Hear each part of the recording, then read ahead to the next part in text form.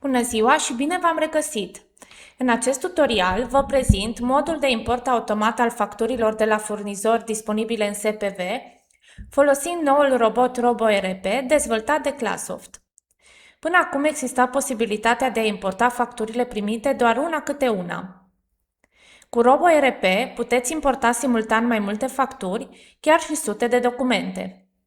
Pentru a accesa această funcționalitate, intrăm în modulul Recepții și apăsăm butonul XML Fact, unde sunt afișate toate facturile primite pentru luna de lucru curentă. După ce apăsăm butonul Import RoboRP, se deschide situația facturilor neimportate, analizate de robot.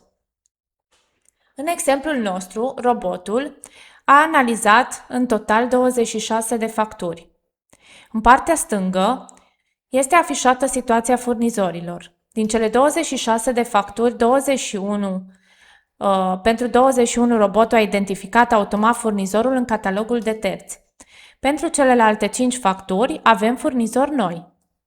Prin accesarea butonului Vezi pozițiile, putem vizualiza acești parteneri noi. Apoi, folosind butonul Rezolvă furnizorii, robotul creează automat furnizorii lipsă din catalogul de terți, preluând datele directe pe serverul ANAF. În partea dreaptă este afișată situația produselor identificate în facturile analizate, și anume 2 produse identificate după codul din catalogul de produse, 16 produse identificate după codul de echivalență, 46 de produse identificate după denumire, un produs cu potrivire suspectă și 3 produse care nu au fost identificate.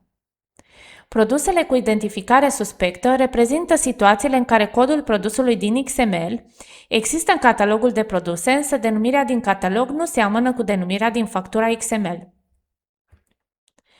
Rezolvarea situației produselor se va face în ecranul următor, accesând butonul Import recepții. În acest ecran sunt afișate toate facturile decodate, neimportate, împreună cu pozițiile aferente fiecăreia. În tabelul de sus sunt listate facturile.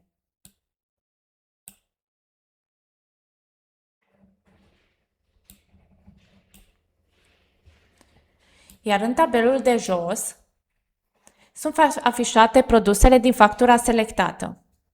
Pentru a găsi mai ușor documentele dorite, puteți filtra facturile după o anumită perioadă, status furnizor, identificat sau neidentificat, status produse, identificate după cod, echivalență, denumire potrivită suspectă sau neidentificat, tip factură sau un interval valoric.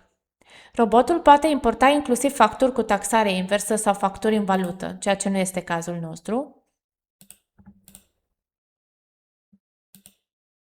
Dacă doriți să verificați doar documentele care necesită atenție, puteți filtra după statusul produselor și selecta opțiunea neidentificate.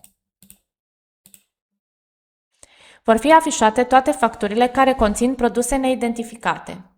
Pentru rezolvarea produselor neidentificate avem 3 metode.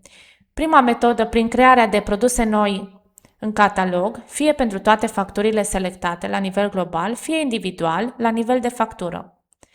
Cea de-a doua metodă este prin asocierea codului de echivalență la nivel de factură atunci când produsul are cod în XML. Respectiv, a treia posibilitate este prin asocierea unui cod temporar la nivel de factură, atunci când produsul există deja în catalog, dar nu a putut fi identificat automat. Să vedem câteva exemple. La această factură vom crea un produs nou, produsul cablu de rețea, direct din catalogul de produse. Selectăm cele 2 poziții și vom crea produsul cablu de rețea. Vom crea mai întâi codul de produs. Eu voi modifica și unitatea de măsură.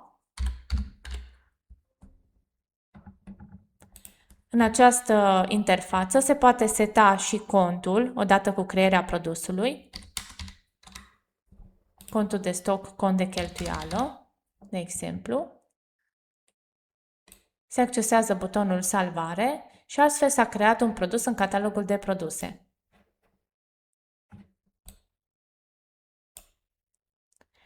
Cel de-al doilea exemplu, la următoarea factură vom asocia un cod de echivalență.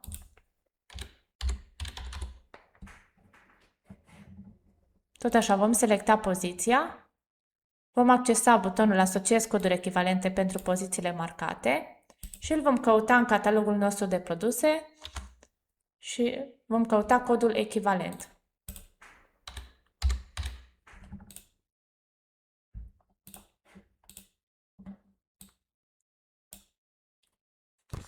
Cel de-al treilea exemplu, la următoarea factură, vom asocia un cod temporar din catalogul de produse.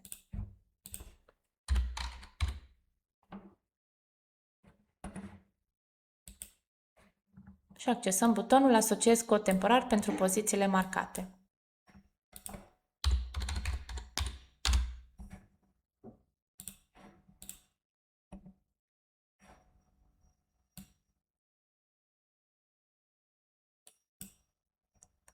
După rezolvarea produselor, verificăm dacă există neconcordanțe între antetul facturii și pozițiile acesteia.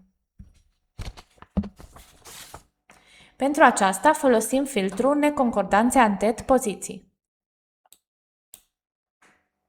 Aceste neconcordanțe pot apărea atunci când factura conține un discount sau o taxă suplimentară care nu este distribuită la nivelul produselor. În astfel de situații putem modifica manual pozițiile facturii, putem adăuga sau șterge produse, ori putem ajusta prețurile și cantitățile.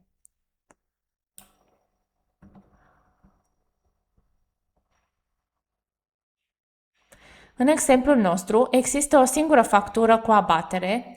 Dacă verificăm totalurile, observăm diferențe la baza de impozitare și TVA pentru cota de 21%. Factura conține un cost global de 23,96 de lei, iar această valoare trebuie inclusă în prețurile produselor. La prima poziție vom modifica baza, accesăm butonul Editare manuală preț TVA,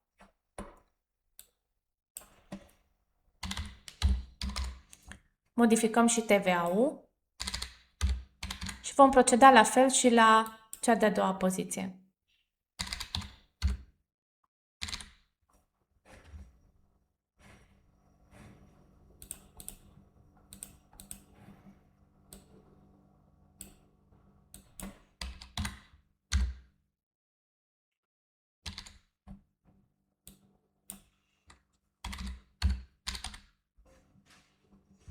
După efectuarea corecțiilor, putem trece la importul facturilor.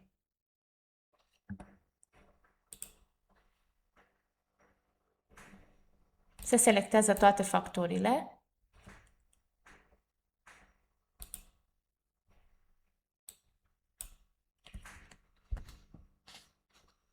Avem posibilitatea să schimbăm gestiunea pentru toate facturile selectate. Folosim butonul dedicat sau să o setăm individual pentru fiecare document.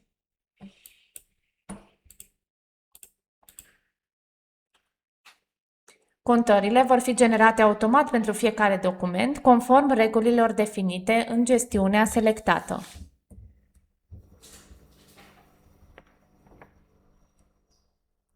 Pentru finalizarea procesului, se accesează butonul Import facturile selectate.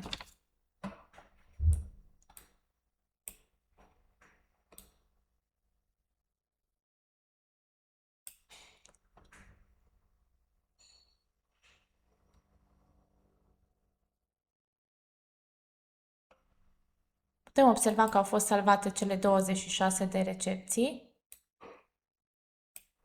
și s-au setat, automat a fost actualizată și starea facturilor în verificat recepționat.